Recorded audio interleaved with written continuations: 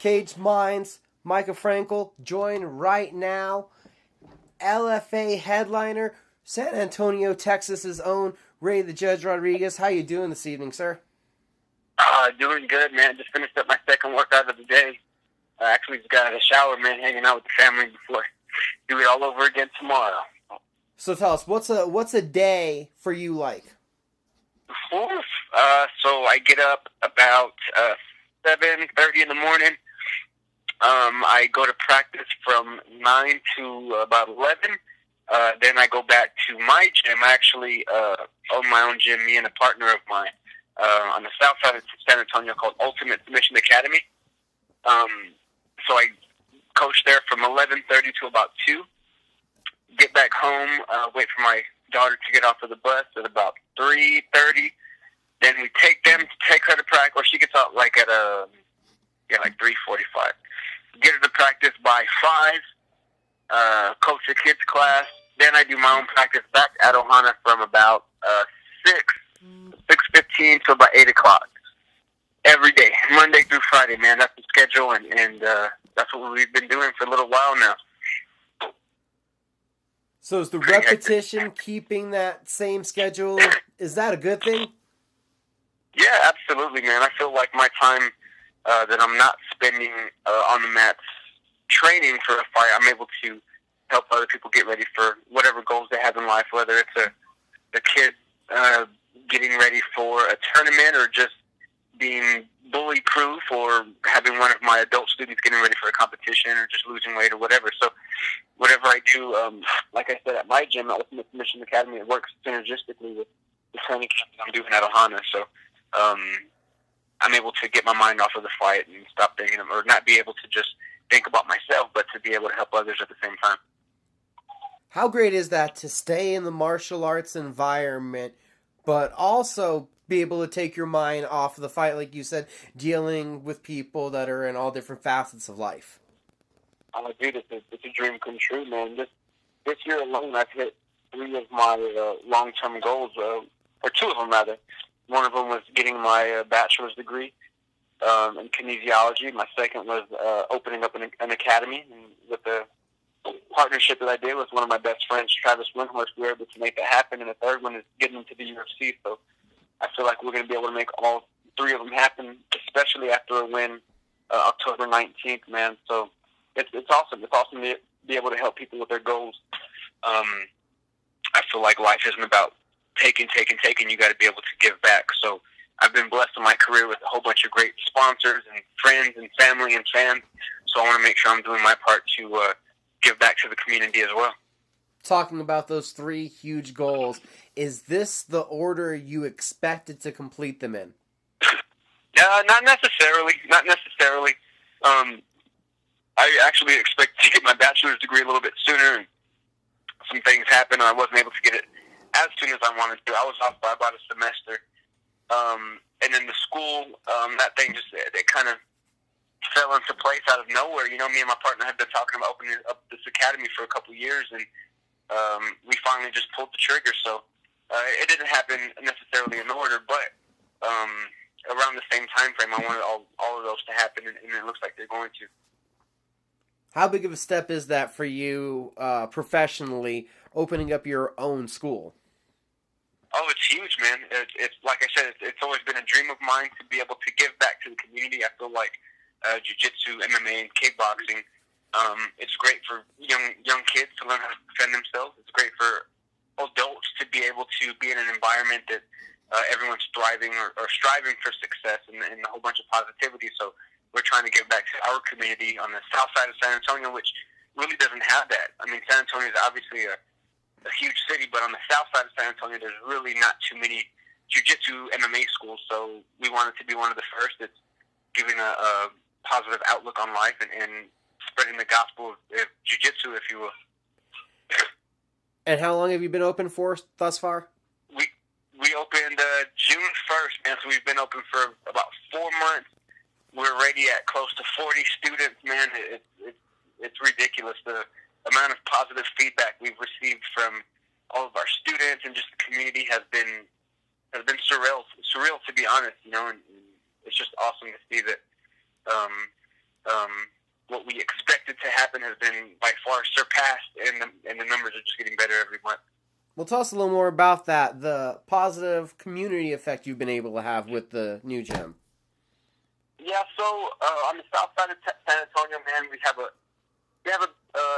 little bit of a stigma about being out of shape and unfit and even uneducated. You know, the south side of San Antonio, we just, for some reason, we get that stigma. So we're able to bring people in the gym and show them how to live a healthy lifestyle, how to fit nutrition into a healthy lifestyle, how to fit diet and exercise, and even just a sense of community. You know, after we finish practice, usually the guys hang out and just talk about jiu-jitsu or how their day was, or just be able to BS for a little bit. You know, I feel like jiu-jitsu is probably one of the only sports that you can get into after high school sports that you're able to just work out and then just kind of hang out with the guys and girls, you know, just have a good time. And I feel like we're bringing that with Ultimate Submission Academy as far as sense of community and just education on how to live a healthier lifestyle.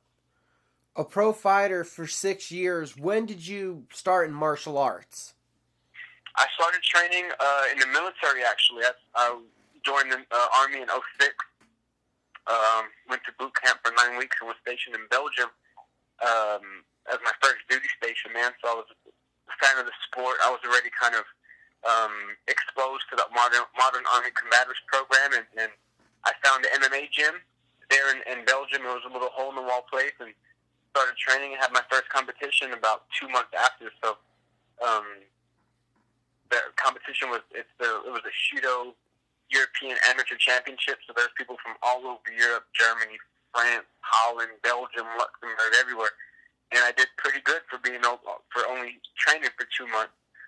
So I took a couple fights there too, a couple amateur fights, and I've just been falling in love with it ever since. I was on the Army Combatives team, the All-Army Combatives team for 3 years. I was a combatives instructor for 3 years as well. So it's been what my life has been revolved around since, I would say, 2009. When did you know you were hooked? When did I know I was hooked? I would say, I don't know, maybe after my first practice there in Belgium. I walked into this gym, man, and they were like, hey, have you ever trained before? And I gave the universal answer, which was, yeah, I've been in a whole bunch of street fights and whatever, right? So it started there, and they were like, well, cool. Just turns out it's sparring day, so I walked into the gym and definitely got my butt kicked, and I feel like I was hooked the sparring day following that, because the first one was horrible, but being able to go back and have a little bit less of an ass whoop and see the improvement in my skills in such a short amount of time, that's when I feel like I had a knack for it, and I've been in love with it ever since. You know the funny thing? I haven't met many guys that ever walked into the gym the day and they were like, you know, we just went over technique. Somehow everybody's story starts off with, it was sparring day somehow. I walked in and it was sparring day. Do you find that too? I feel like there was just with my gym, every other day was sparring day. So I had like 50-50 chance of having a technique day or a sparring day. And in Europe, man, the way they train, it's a little bit different than here in the States. Well, back then they did. It was very, very heavy kickboxing. You walked in there, you put on the headgear, you put on your 16-ounce gloves, and you would double up on the shin pad. And we would just really go at it, you know. And I would say the matchups, they weren't as careful with the matchups as they are now, or at least how we are at Ultimate Academy and Ultimate Submission Academy. If you were a brand new guy, they would put you against. I remember sparring Moroccan world champions and Dutch world champions, and it was just not fun. Just basically anybody. Oh, this is your weight. Go with him. He is your weight. Yeah. Oh, dude, not even weight, man. I would be going to get some big boys sometimes, man. They wouldn't just. I mean, it was subjective depending on the person, but sometimes you would get those big guys who just didn't care, and they would try to take you out, you know. So longevity definitely wasn't a priority back in those days as far as a career in MMA. It was just fight it out. Well, what did you learn with those trial by fire kind of sparring sessions? To keep my hands up.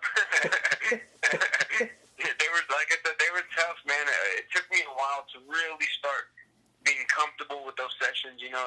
Every time it would be a sparring day, or even what we would do is we would go to different gyms, different Muay Thai gyms and stuff like that. So my coach was he was well known in the area, so his coaches and stuff like that, they would allow his younger students to go to different gyms, and you just kind of learn something about yourself. You know what I mean? Waking up that morning and knowing you're going to go take an ass whooping and still show up. I feel like it says a lot about you, and not even just in MMA, but we all go through trial and error and ups and downs in our life, and to be able to face your fears and be courageous enough to get something as much as a ass whooping, you learn a lot about yourself. You learn that you're a lot tougher than what you really are, physically, mentally, and emotionally. So I feel like I learned a lot about myself those days. And what happened April 2015? Because the win streak ever since then.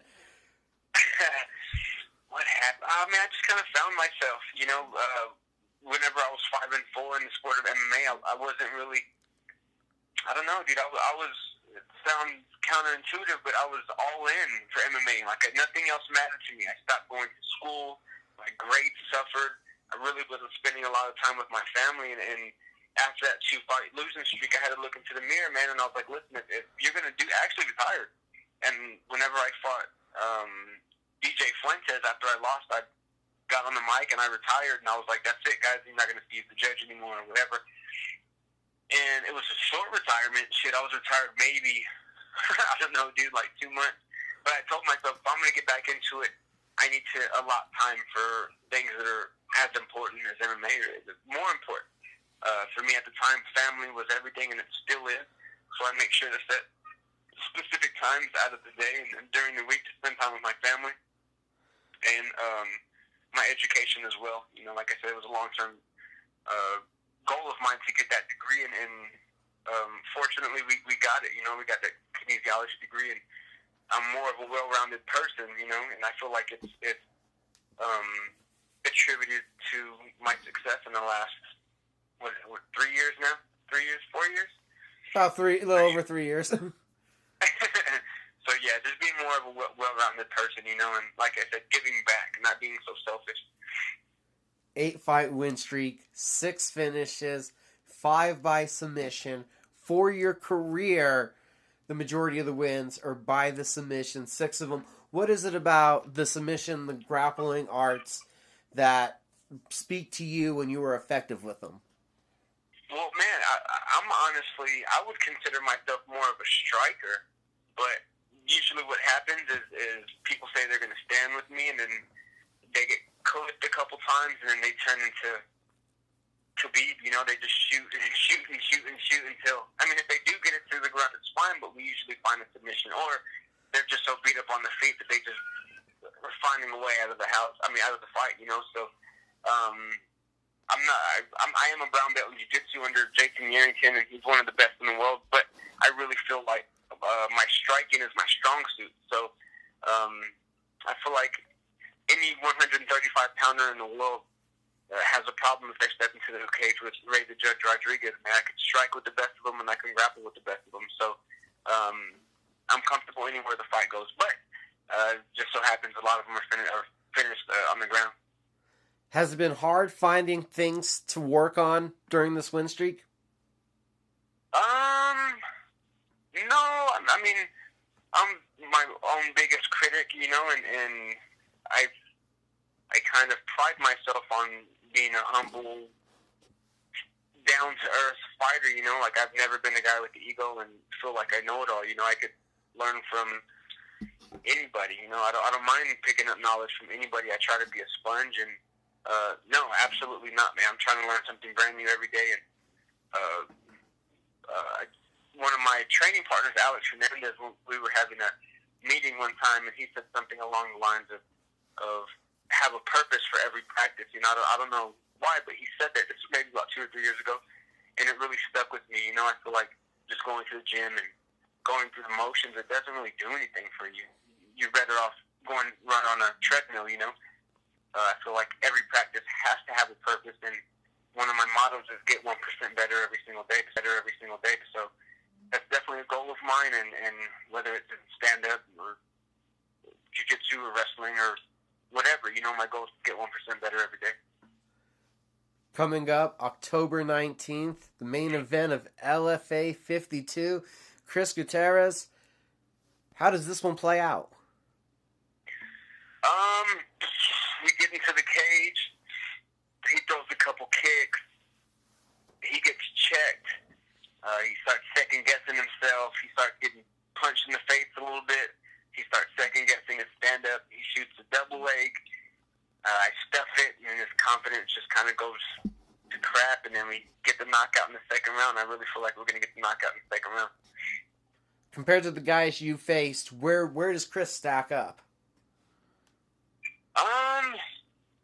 He's up there. He's definitely tough. I feel like his stand-up's pretty good, but our stand-up is way better. He's very one-dimensional. He throws a lot of kicks, and he likes the distance.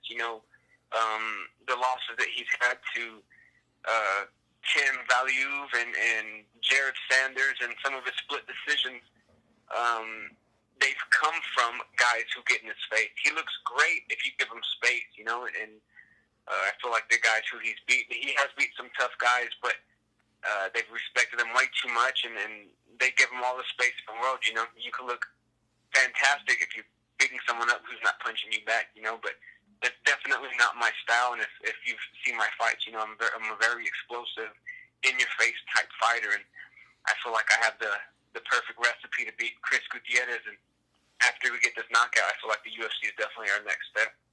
How pumped does it get you? Main event slot in Texas. Oh, it's huge, man. It's huge. Belton's about 30 minutes south of Fort Hood, which is where I was stationed at for 3 years. So I'm definitely going to have the hometown crowd, and fighting someone as good as Chris Gutierrez has really motivated me during camp, and I'm excited for it, man. Realistically, I understand that Chris is a dangerous opponent, but I guarantee you him getting ready for this fight, he's shaking in his boots and he's nervous as hell. So I'm going to use that to my advantage, and like I said, looking forward to this knockout win, man. Ray, it has been my absolute pleasure to get to talk to you, sir. Who do you need to thank? Who do you need to shout out to? Well, first of all, thank you, bro. I appreciate you giving me a call, and this is a pretty kick-ass interview, man. It's not the usual, so thank you so much. Also, man, all of my friends, family, fans, sponsors, teammates, you know who you are. Thank you so much for all of the support. A majority of my sponsors especially have been with me from day one, and they've stuck with me. Just to name a few off of the bat: Lone Star Beer, Arasti Rehab, J&D Tax and Associates. I'm going blank. Lone Star. Rocks Discount Vitamins, Red, Rebuild, Evolve, Destroy, Alamo City Cryotherapy. And anyone who's been with me, man, since day one, I really appreciate it. I'm looking forward to this win and seeing what's next, man, after this fight. And how can the fans keep up with you on social media? Guys, you can find me at Ray the Judge on Instagram, Twitter, and Facebook. I put a lot of my training videos, some of my sparring videos, grappling videos, and such. So if you guys ever want to see what I'm up to, feel free to stop by any one of those pages. You can even drop me a DM. I'd love to hear from you guys. If you can't be there live, it's on Access TV, LFA 52, October 19th. Again, Ray, thank you for the time. Hey, thank you, brother. I appreciate it.